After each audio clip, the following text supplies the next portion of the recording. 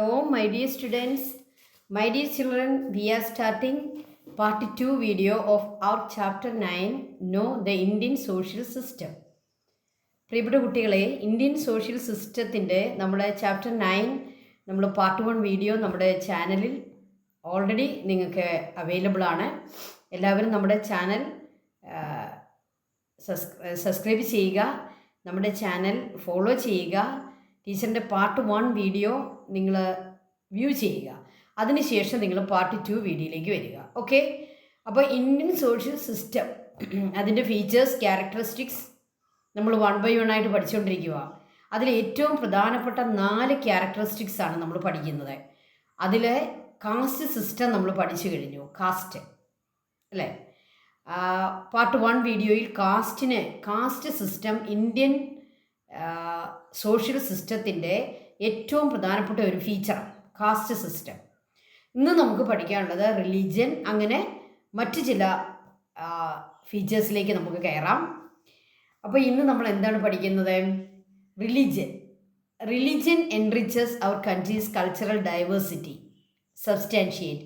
അപ്പം നമുക്കറിയാം, ഇന്ത്യ പല മതങ്ങളുടെ ഒരു സംഗമ സ്ഥാനമാണ്. ചില മതങ്ങൾ നമ്മുടെ ഇന്ത്യയിൽ തന്നെ ഒറിജിൻ ചെയ്ത മതങ്ങളുണ്ട് അല്ലേ. അതുപോലെ തന്നെ മറ്റ് സ്ഥലങ്ങളിൽ നിന്നും ഇന്ത്യയിലേക്ക് വന്ന മതങ്ങളുണ്ട്. അപ്പം ഒരു മതങ്ങളുടെ ഒരു സംഗമ ഭൂമിയാണെന്ന് പറയാം നമ്മുടെ ഇന്ത്യ.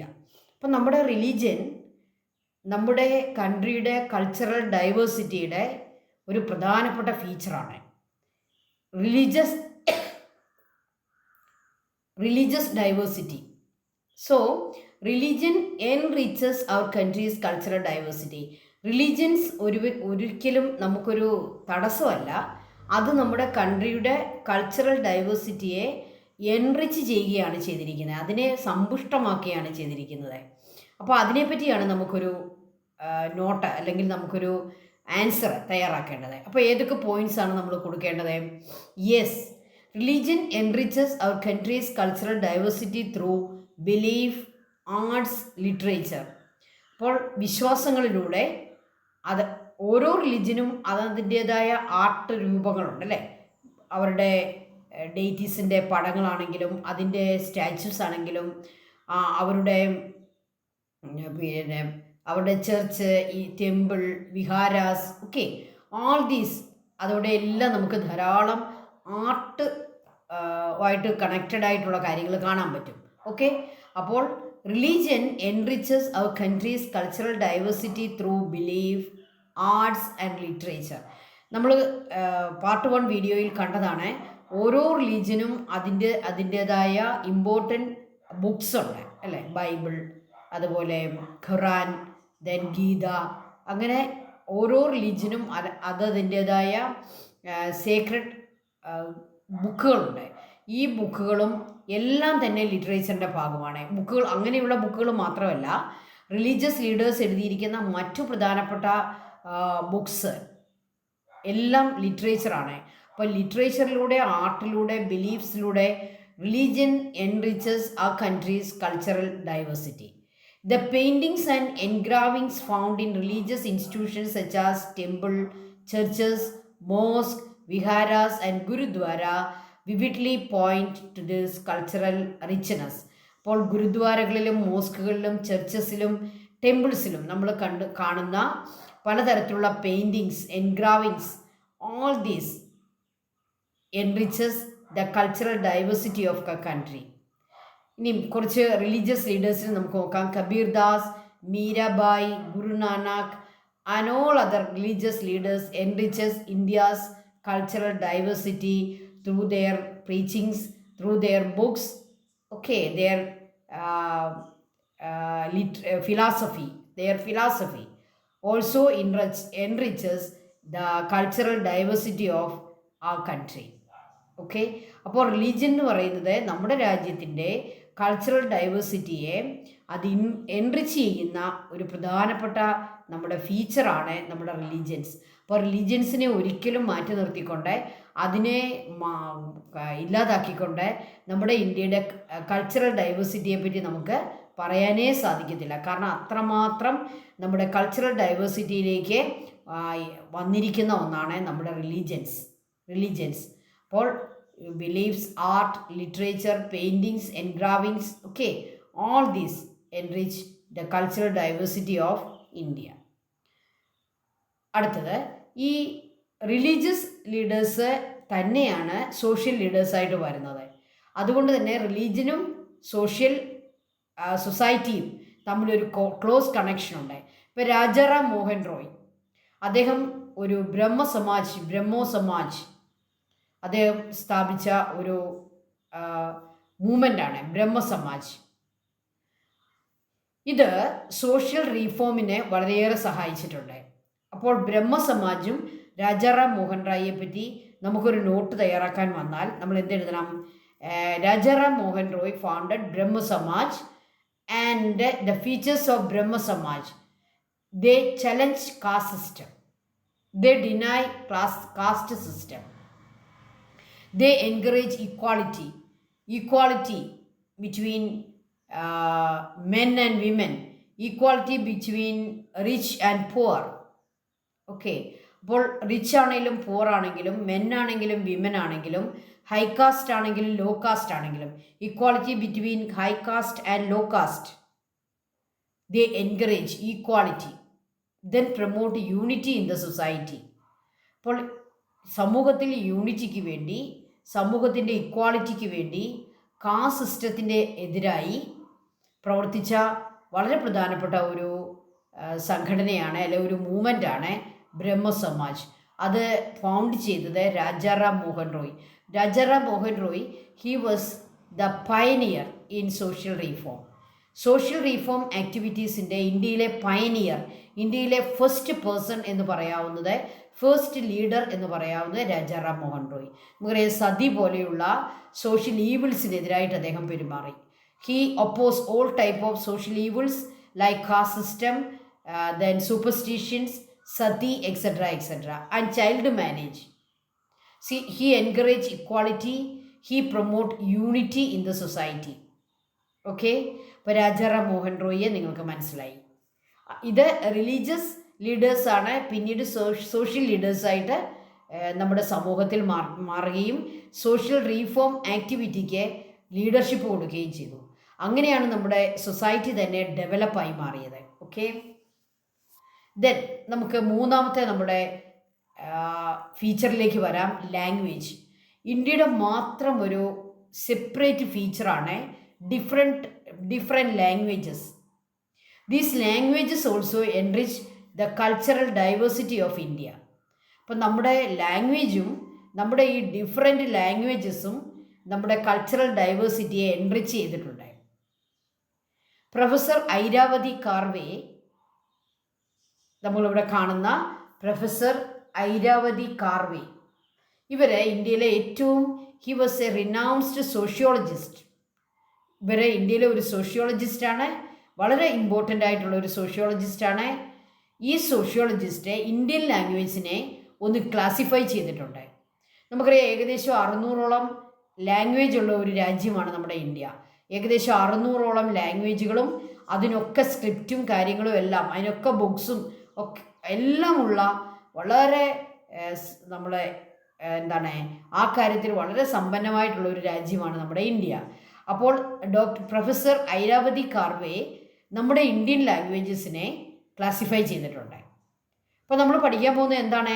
ഈ ഡിഫറെൻറ്റ് ടൈപ്സ് ഓഫ് ലാംഗ്വേജ് നമ്മുടെ ഇന്ത്യൻ കൾച്ചറിനെ എങ്ങനെ എൻറിച്ച് ചെയ്തു, നമ്മുടെ ഇന്ത്യൻ കൾച്ചറിനെ അവരുടെ റോൾ എന്തായിരുന്നു, ഇന്ത്യൻ കൾച്ചറിനെ അവരെങ്ങനെ ഡെവലപ്പ് ചെയ്യാൻ സഹായിച്ചു, അതാണ് നമ്മൾ പഠിക്കേണ്ടത്. അപ്പോൾ ആദ്യം നമുക്ക് പ്രൊഫസർ ഐരാവതി കർവേയുടെ ക്ലാസിഫിക്കേഷൻ എങ്ങനെയാണെന്ന് നോക്കാം. ഇമ്പോർട്ടൻ്റ് ലാംഗ്വേജസ്,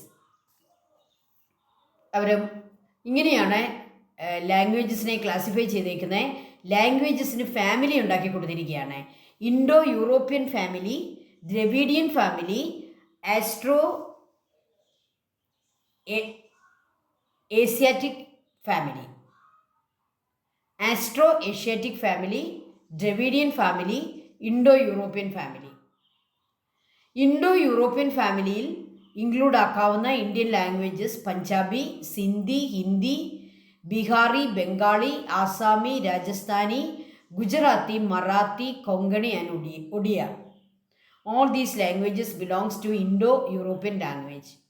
അപ്പോൾ ഹിന്ദി അടക്കമുള്ള നമുക്കറിയാം നമ്മുടെ നാഷണൽ ലാംഗ്വേജായ ദേശീയ ഭാഷയായ ഹിന്ദി ഉൾപ്പെടെയുള്ള ഒരു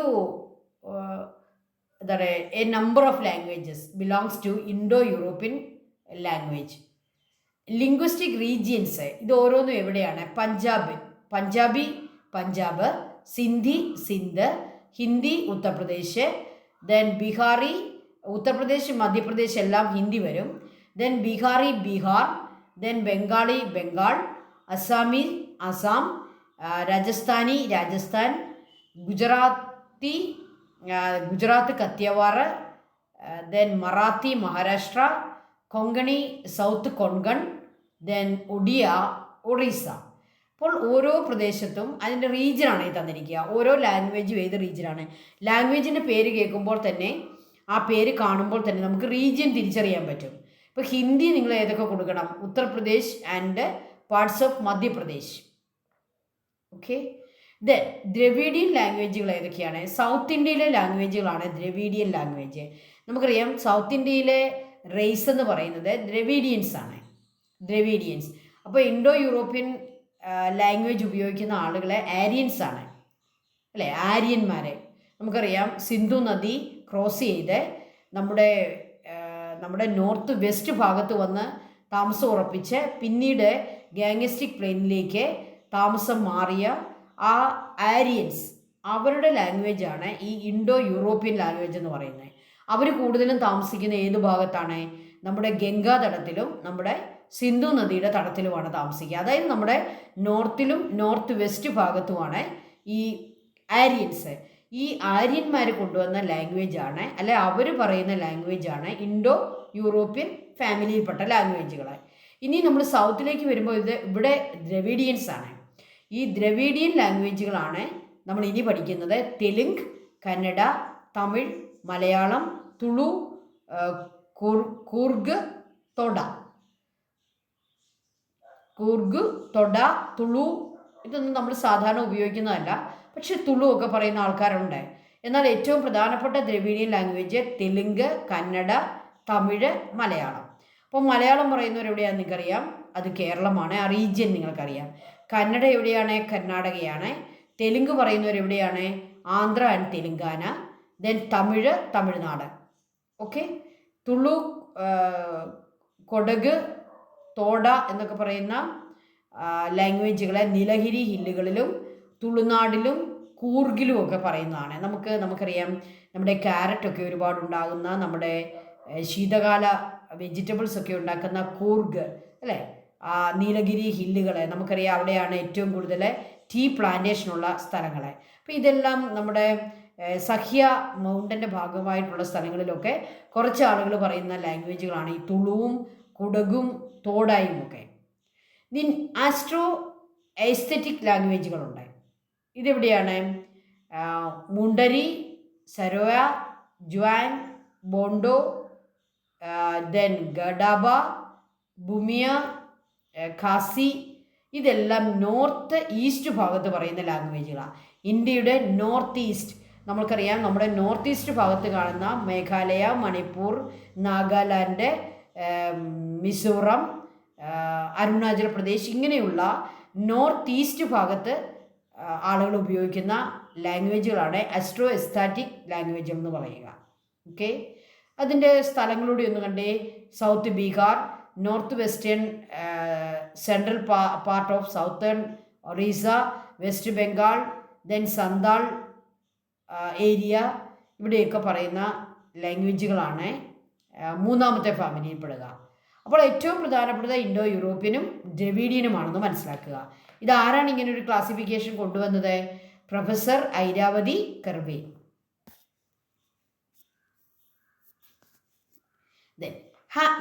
Now an important question: how language help to unify people and enrich cultural tradition? എങ്ങനെയാണ് ലാംഗ്വേജ് നമ്മുടെ ഇന്ത്യയുടെ കൾച്ചറൽ ട്രഡീഷനെ എൻറിച്ച് ചെയ്തത്? എങ്ങനെയാണ് ആളുകളെ യൂണിഫൈ ചെയ്യുന്നത്? Make cultural traditions organic. Languages make cultural traditions organic. നമ്മൾ ഓരോരുത്തരും നമ്മുടെ സ്വന്തം മദർ ടങ്ങിൽ സംസാരിക്കുമ്പോൾ അതിനെയാണ് നമ്മൾ ഓർഗാനിക് ആണെന്ന് പറയുന്നത്. അതായത് നേച്ചറിനോട് നാച്ചുറലായിട്ടുള്ളതാണ് ഓർഗാനിക്. നമ്മൾ മറ്റൊരു ഭാഷ പഠിച്ചു പറയുന്നതും നമ്മുടെ സ്വന്തം മദർ ടങ് ഉപയോഗിക്കുന്നതും തമ്മിൽ വ്യത്യാസമുണ്ട്. അപ്പോൾ നമ്മുടെ ഓരോരുത്തരുടെയും ഇപ്പം മലയാളി, ബംഗാളി, തമിഴ്നാട്ടുകാരൻ, അവൻ കറക്റ്റ് തമിഴ് പറയുമ്പോഴാണ് ഒരു തമിഴ്നാട്ടുകാരനെ അവൻ്റെ ആ ഒരു സ്വന്തം ആ ഒരു സെൽഫ് ഇതിലേക്ക് വരാൻ പറ്റുന്നത് അല്ലേ. അപ്പോൾ നമ്മുടെ ട്രഡീഷനെ കൂടുതൽ ഓർഗാനിക്കാക്കി കൂടുതൽ നാച്ചുറലാക്കി മാറ്റുന്നത് നമ്മുടെ ലാംഗ്വേജുകളാണ്, പ്രത്യേകിച്ച് നമ്മുടെ mother tongue. Make cultural traditions organic. അപ്പോൾ തമിഴ്നാട്ടുകാർക്ക് തമിഴും, മലയാളിക്ക് മലയാളവും, ബംഗാളിക്ക് ബംഗാൾ സ്ഥലത്ത് താമസിക്കുന്നവർക്ക് ബംഗാളിയും അവന് ഏറ്റവും പ്രിയപ്പെട്ടതാണ് അല്ലേ, അവരുടെ സ്വന്തം ലാംഗ്വേജ്. അതാണ് ഓർഗാനിക് എന്ന് ഉദ്ദേശിക്കുന്നത്. Organic, natural. Provide A sense of identity. നമുക്കറിയാം, ഞാൻ മലയാളിയാണ്, ഞാൻ ബംഗാളിയാണ്, ഞാൻ ഹിന്ദിയാണ്, ഞാൻ പഞ്ചാബിയാണെന്ന് പറയുമ്പോൾ അവനൊരു കൾച്ചറൽ ഐഡൻറ്റിറ്റി ഉണ്ടാകുന്നു അല്ലേ. നമ്മൾ ലോകത്ത് എവിടെ ചെന്നാലും മലയാളികൾ ഒന്നിച്ചു കൂടുമ്പോൾ ആ ഒരു ഐഡൻറ്റിറ്റി ഉണ്ടാകുന്നു. അപ്പോൾ ഓരോരുത്തരുടെയും ലാംഗ്വേജ് എന്ന് പറയുന്നത് എന്താണ്? അവൻ്റെ ഐഡൻറ്റിറ്റിയാണ്. നീ ആരാണെന്ന് ചോദിക്കുമ്പോൾ നമ്മൾ എന്താ പറയുന്നത്? നമ്മുടെ പേരല്ല പറയുക, ഞാനൊരു മലയാളിയാണെന്ന് പറയും. Okay. Provide A sense of identity. Then fosters respect for and coexistence with cultural diversity. നമ്മൾ മറ്റു ലാംഗ്വേജുകൾ പഠിക്കുകയും ഒന്നിലധികം ലാംഗ്വേജ് ഉപയോഗിക്കുകയും ചെയ്യുമ്പോൾ അത് നമുക്ക് മറ്റുള്ളവരോടുള്ള നമ്മുടെ റെസ്പെക്റ്റ് കൂടുന്നു. ഇപ്പം നമ്മൾ ഹിന്ദി പറയുമ്പോൾ നമ്മൾ ആ നോർത്ത് ഇന്ത്യയിലുള്ള ഹിന്ദി ഉപയോഗിക്കുന്ന ആളുകളോടുള്ള നമ്മുടെ റെസ്പെക്റ്റാണ് അവിടെ കാണിക്കുക അല്ലേ. നമ്മൾ തമിഴ് പറയുമ്പോൾ ആ തമിഴ്നാട്ടിലെ ആളുകളോടുള്ള നമ്മുടെ റെസ്പെക്റ്റ്, അവരുമായിട്ടുള്ള കോ എക്സിസ്റ്റൻസ്. അപ്പോൾ ഇന്ത്യയിലെ ഓരോ വ്യക്തിയും അവൻ്റെ മദർ ടങ് മാത്രമല്ല പഠിക്കുക, 3 ലാംഗ്വേജ് പഠിക്കുന്നുണ്ട്. ഒരു യൂണിവേഴ്സൽ എന്നുള്ള രീതിയിൽ നമ്മൾ ഇംഗ്ലീഷ് പഠിക്കുന്നു, നാഷണൽ ലാംഗ്വേജ് എന്നുള്ള രീതിയിൽ നമ്മൾ ഹിന്ദി പഠിക്കുന്നു, കൂടാതെ നമ്മുടെ മദർ ടങ് നമ്മൾ പഠിക്കുന്നു അല്ലേ. അതെന്താണ്? This fosters respect and coexistence with cultural diversity. People can develop broader life perspective and opportunities by learning and using more than 1 language including that regional language. അപ്പം നമുക്ക് ഒരു റീജിയണൽ ലാംഗ്വേജ് ഉണ്ട് എല്ലാവർക്കും. മലയാളികൾ മലയാളം പഠിക്കുന്നു, തമിഴ്നാട്ടുകാർ തമിഴ് പഠിക്കുന്നു. അവരുടെ റീജിയണൽ ലാംഗ്വേജിനോടൊപ്പം നമ്മൾ അതർ ലാംഗ്വേജസ് കൂടി ലേൺ ചെയ്യുകയും അങ്ങനെ ലേൺ ചെയ്യുമ്പോൾ നമുക്കൊരു ബ്രോഡർ ലൈഫ് പേഴ്സ്പെക്റ്റീവ് ലഭിക്കുന്നു, ഒരു ബ്രോഡർ ഔട്ട്ലുക്ക് ലഭിക്കുന്നു.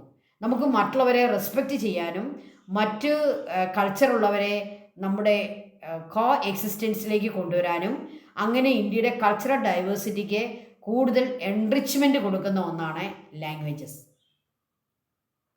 ഓക്കെ.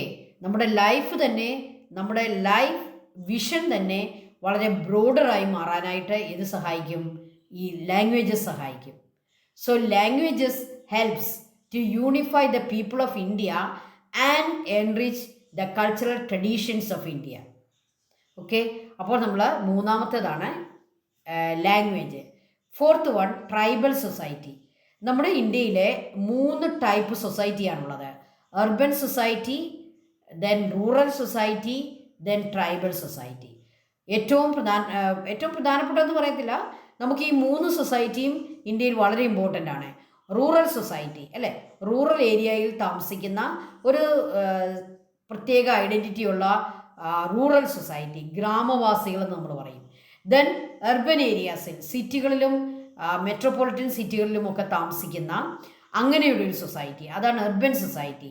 അതുപോലെ തന്നെ ഇന്ത്യയിൽ വളരെ പ്രധാനപ്പെട്ട ഒരു സൊസൈറ്റിയാണ് ട്രൈബൽ സൊസൈറ്റി, നമ്മുടെ ആദിവാസി സമൂഹം, ആദിവാസികൾ. ഓക്കെ.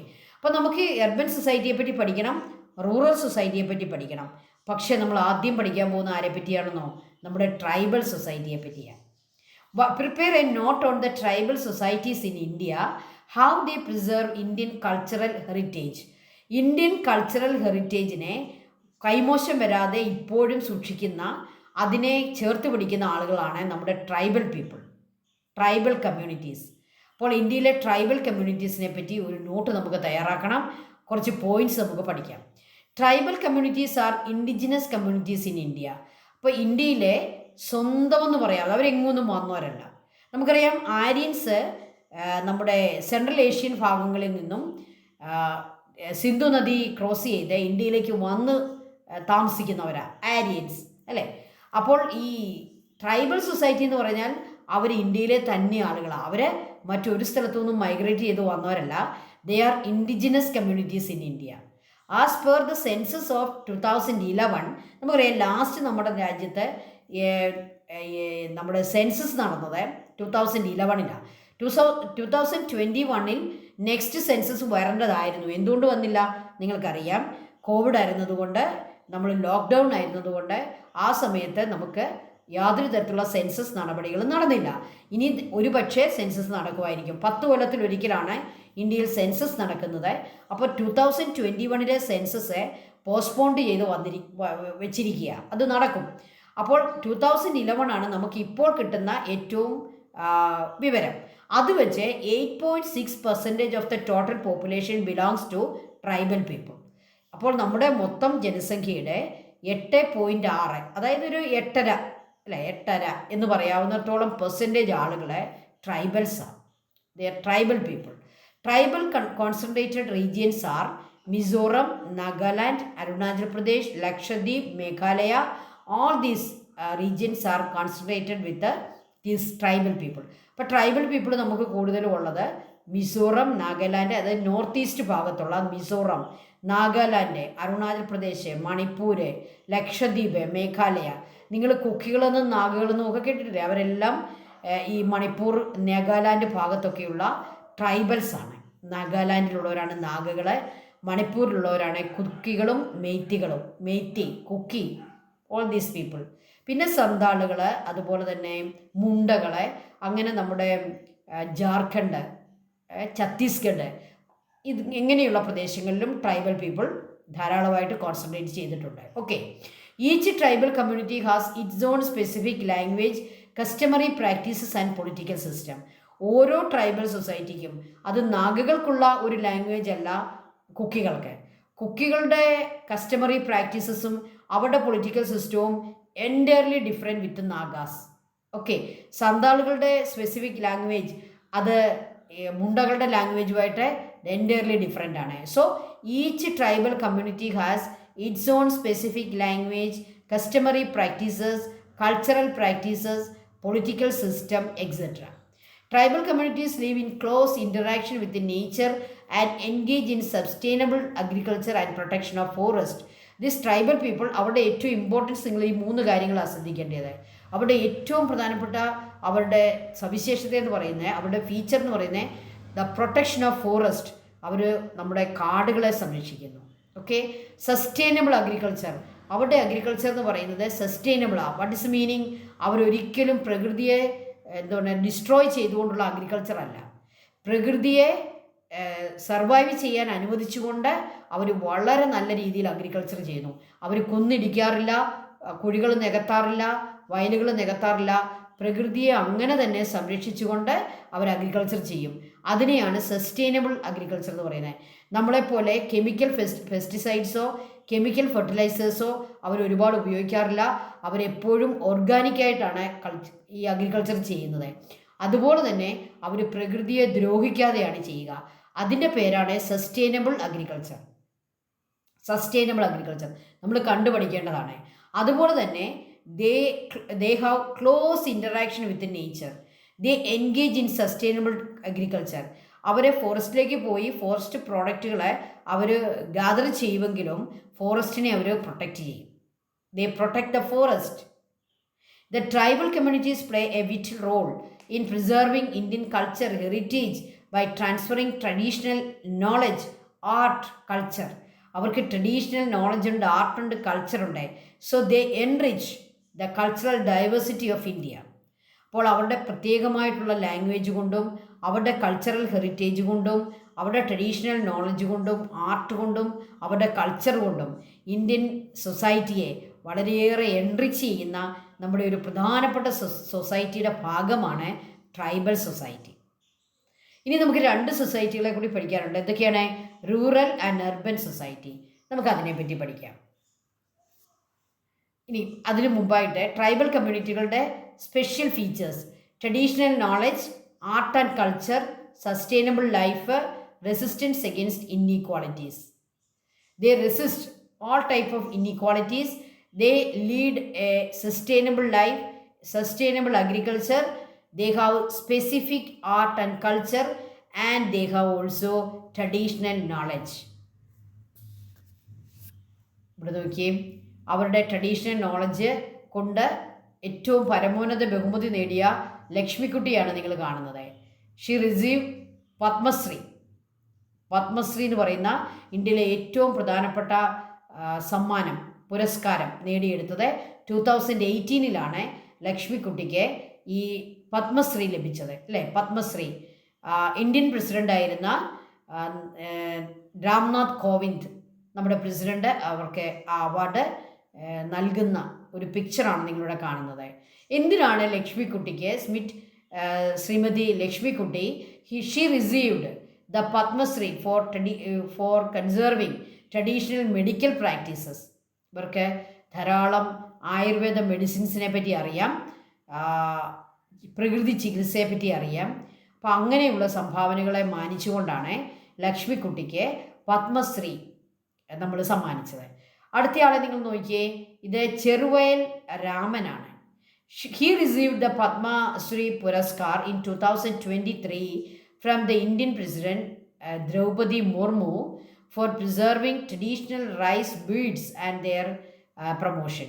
അപ്പോൾ പരമ്പരാഗതമായ നമ്മുടെ നെൽവിത്തുകളെ സംരക്ഷിക്കുകയും ഒരു 50ഓളം ട്രഡീഷണൽ നെൽവിത്തുകൾ ശേഖരിച്ച് തൻ്റെ കൃഷി നടത്തുകയും അതിൻ്റെ വിത്തുകൾ പ്രിസർവ് ചെയ്യുകയും മറ്റുള്ളവരിലേക്ക് പ്രചരിപ്പിക്കുകയും ഒക്കെ ചെയ്തുകൊണ്ട് നേച്ചറിനെ പ്രൊട്ടക്റ്റ് ചെയ്യുന്ന ഒരാളാണ് ഈ ചെറുവയൽ രാമൻ.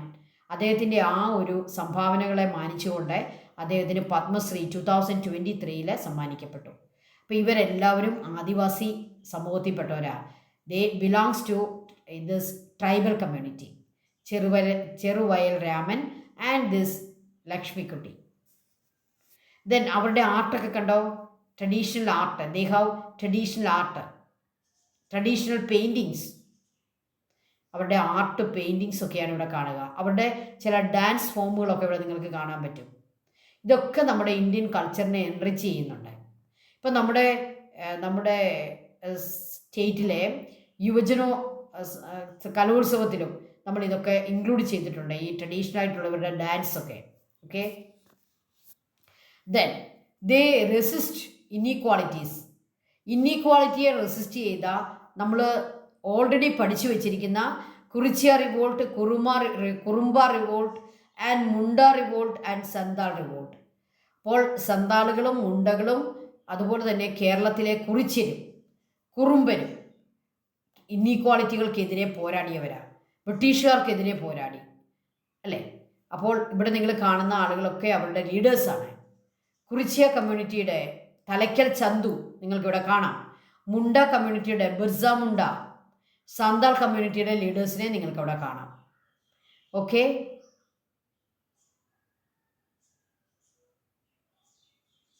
അതിൻ്റെ റീസൺസ് പറയുന്നുണ്ട്, എവിടെയാണ് അവർ റിവോൾട്ട് നടത്തിയതെന്ന് പറയുന്നുണ്ട്, അവരുടെ ലീഡറിൻ്റെ പേരും പറയുന്നുണ്ട്.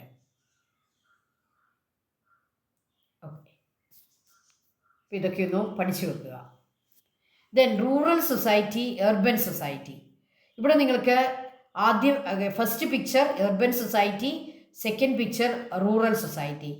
Urban society or city-centered people, they have a peculiar features, characteristics, and this rural society, they have also their own peculiar features, their own special features.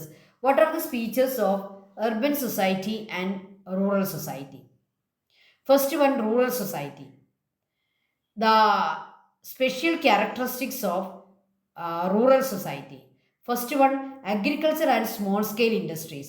In rural area we can see agriculture and small scale industries. Then these areas are sparsely populated. That means low level population. Number of people are very low. Then traditional lifestyle. This rural people, they follow a traditional lifestyle. Their food habit, their dressing habit, All these are traditional lifestyle. Then informal relationship. Their relationship between other people are not formal. They are informal. എന്താണ് informal? അനൗദ്യോഗികമായിട്ട്, വലിയ ഔദ്യോഗിക രീതിയിലുള്ള ഇതൊന്നുമല്ല, വളരെ സാധാരണക്കാരല്ലേ. അവർ informal രീതിയിലുള്ള റിലേഷൻഷിപ്പാണ്. അവർ മറ്റുള്ളവർ, ഇപ്പോൾ നമ്മൾ നമ്മുടെ അയൽവക്കത്തെ വീട്ടിലേക്ക് കയറി പോകുന്നത് അപ്പോയിൻമെൻറ്റ് എടുത്തിട്ടാണോ? അല്ലെങ്കിൽ അയൽവക്കത്തെ ഒരു ചേച്ചിയെ കാണണമെങ്കിൽ മുൻകൂട്ടി ചോദിച്ച് അനുവാദം വാങ്ങണോ? വേണ്ട, നമുക്ക് അവരുടെ വീട്ടിലേക്ക് എപ്പം വേണമെങ്കിലും കയറി ചെല്ലാം. അതേസമയം ഒരു ഫോർമൽ റിലേഷൻഷിപ്പ് ആണെങ്കിലോ നമ്മൾ അപ്പോയിൻമെൻറ്റ് എടുക്കേണ്ടി വരും. ഞാൻ വന്നോട്ടെ, ഞാൻ നിങ്ങളെ കണ്ടോട്ടെ, ഏത് സമയത്ത് വരണം, അപ്പോയിൻമെൻറ്റ് എടുത്തിട്ട് പോകണം. അതേസമയം നമ്മുടെ റൂറൽ ഏരിയയിൽ നമ്മൾ ഒരിക്കലും നമ്മുടെ അയൽവക്കത്തേക്ക് പോകുന്നത് അപ്പോയിൻമെൻറ്റ് എടുത്തിട്ടല്ല, നമ്മൾ മുൻകൂട്ടി നമ്മൾ അവരുടെ പെർമിഷൻ എടുത്തിട്ടല്ല. നമുക്ക് എപ്പം വേണമെങ്കിലും ചേച്ചിയെന്ന് വിളിച്ചുകൊണ്ട് അവരുടെ വീട്ടിലേക്ക് ചെല്ലാം. അതുകൊണ്ടാണ് പറയുക ഇൻഫോർമൽ റിലേഷൻഷിപ്പാണ് റൂറൽ ഏരിയയിൽ. ലിമിറ്റഡ് ഫെസിലിറ്റീസേ അവർക്കുള്ളൂ. സ്കൂളും കോളേജും ബാങ്കും ഒക്കെ വളരെ അകലെയായിരിക്കും. ഒരു 2 കിലോമീറ്റർ 2.5 കിലോമീറ്ററൊക്കെ പോയാൽ മാത്രമേ അവർക്ക് ഇങ്ങനെയുള്ള ഇൻസ്റ്റിറ്റ്യൂഷൻസ് ഉള്ളൂ. അപ്പോൾ ലിമിറ്റഡ് ഫെസിലിറ്റീസാണ് അവിടെ ഉള്ളത്. Strong and traditional cultural tie. അവിടെ ആളുകൾ തമ്മിൽ സ്ട്രോങ് ആൻഡ് ട്രഡീഷണൽ ടൈസ്. ഒരാളുടെ ആവശ്യം വന്നാൽ ചോദിക്കാതെ തന്നെ നമ്മൾ ഓടിച്ചെല്ലും, അല്ലേ? ട്രഡീഷണൽ കൾച്ചറൽ ടൈസ് ഉണ്ട്. ഇൻഡിജിനസ് പീപ്പിളാണ്, അവരെങ്ങൊന്നും വന്നവരൊന്നുമല്ല, അവിടെ തന്നെ ജനിച്ചുണ്ടായവരാണ്. വന്ന് താമസിക്കുന്നവരൊക്കെ വളരെ കുറവായിരിക്കും, അല്ലേ? എല്ലാവർക്കും പരസ്പരം വീട്ടുപേരറിയാം, അവരുടെ പേരറിയാം, അവരുടെ അച്ഛനെയും അമ്മയും എല്ലാവരെയും അറിയാം, അവരുടെ പുറകിലേക്കുള്ള അവരുടെ ആളുകളെ അറിയാം. അപ്പോൾ അങ്ങനെ ഇൻഡിജിനസ് പീപ്പിളാണ് അവിടെ ഉള്ളത്. എന്നാൽ അർബൻ സൊസൈറ്റിയിലേക്ക് വരുമ്പോൾ ഇതിൻ്റെ എല്ലാം ഓപ്പോസിറ്റാണ് വരിക. നോക്കിക്കേ, diverse industries and various services, so many factories, different types of industries, the various services are available in urban area. Dentist, then engineers, doctors, everything, every type of services are available in urban area. Then modern facilities are there. School, college, bank, then metro stations, bus stations, railway stations, every type of facilities are in urban area. Then complex life. Their life is complex, not simple, complex.